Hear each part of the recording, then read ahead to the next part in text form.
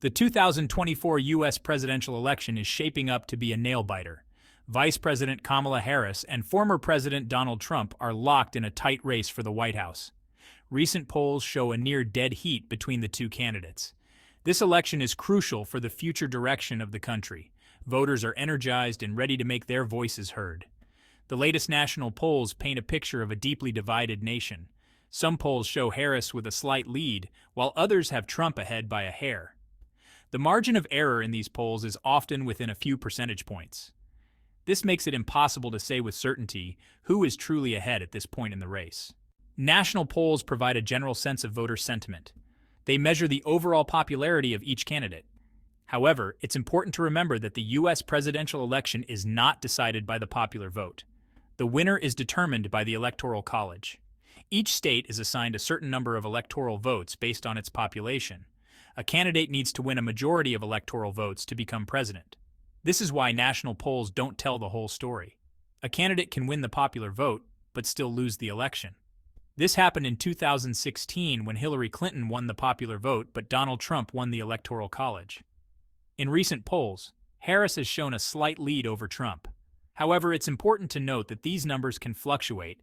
The data from the BBC article highlights key factors influencing voter sentiment, including economic concerns and healthcare policies. As the election approaches, these issues will play a crucial role in shaping the final outcome. Because of the Electoral College, the outcome of the election will likely hinge on a handful of key states. These are known as battleground states. These are states that are politically divided and could go either way in the election. Some of the most important battleground states in 2024 include Pennsylvania, Michigan, Wisconsin, Arizona, and Georgia. Both the Harris and Trump campaigns are pouring resources into these battleground states. They know that winning these states is essential to winning the presidency. The candidates are holding rallies, running ads, and courting voters in these areas. Section 4. The fickle nature of polls. Polls are a snapshot in time. They reflect the views of voters at a specific moment. However, public opinion can shift quickly.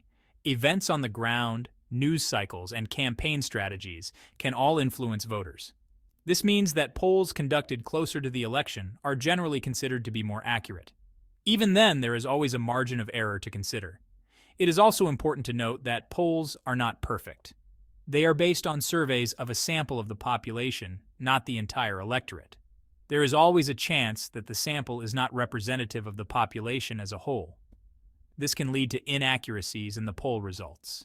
Section 5. Inside the numbers, how polls work. Polling organizations use a variety of methods to conduct surveys. The most common methods are telephone polls, online polls, and in-person interviews. Each method has its own strengths and weaknesses. For example, telephone polls are a good way to reach a large number of people, but they can be expensive.